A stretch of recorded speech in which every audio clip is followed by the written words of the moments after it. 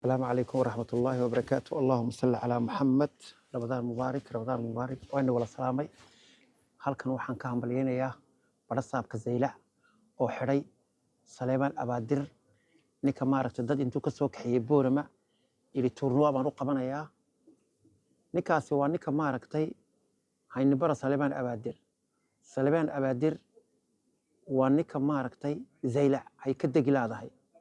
ee doonaya dad u dhalan inuu ku beero. Saleeman Abaadir waa ninka buursiya waana baraya ku maaragtay la yiraahdo taariikhda sugan ayaa bilaafnimadiisii taariikhda sugan tolkayow ninkaasi waa ninkii buuga beenta ka sheegay ninka baa soo galiyay Saleeman Abaadir inuu dadka dhalinyarta jecel inuu yahay dhalinyarta turnuwaga loo qabanayo Boorama laga wada keenay intooda u badan Zeylac ma uma dhalan kolka barasaabka gobolka Zeylac mas'uul jira ayaa tahay waxaad ogaatay dhibaatadu halkay ka socoto waxaana ka codsanayaa dawladda Soomaaliland ninka in laga kaxeeyo Zeylac. Saleeman Abaadir waa ninka ubadka isku dira waa ninka ku taqasusay munaafiqnimo da Zeylac ninka ku jira raga ugu caansan weeyaan ninkaas. Saleeman Abaadir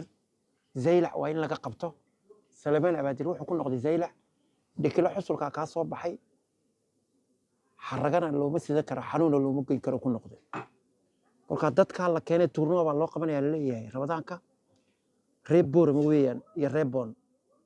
reeb Zeylac ma ahan sida loo ogaado mas'uulka maaragtay barasaabkana waan ku hambalyeynaa inuu fahmay shaxda inuu fahmay Saleeman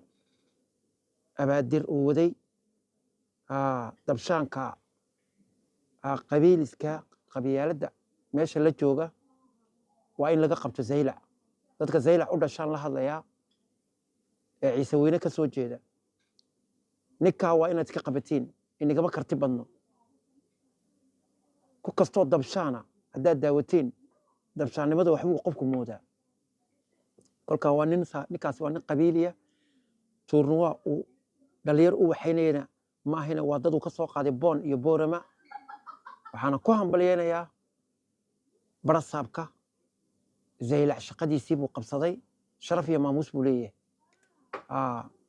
videogana meel dheer gaarsiiya ninka ku soo gala taariikhda suganna waa ninkii beenta ku soo shacbaxay ee buuga beenta ka sheegay hadduu karti leeyahay inama yararoo dhali karaayo ayaa buugii gacanta ku dhigay oo Ciise ahayn oo maaragtay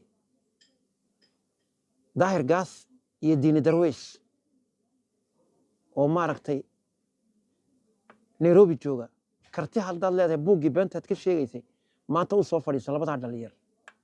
intaan adiga ku leeyahay waa ninka ku soo gala taariikhda sugan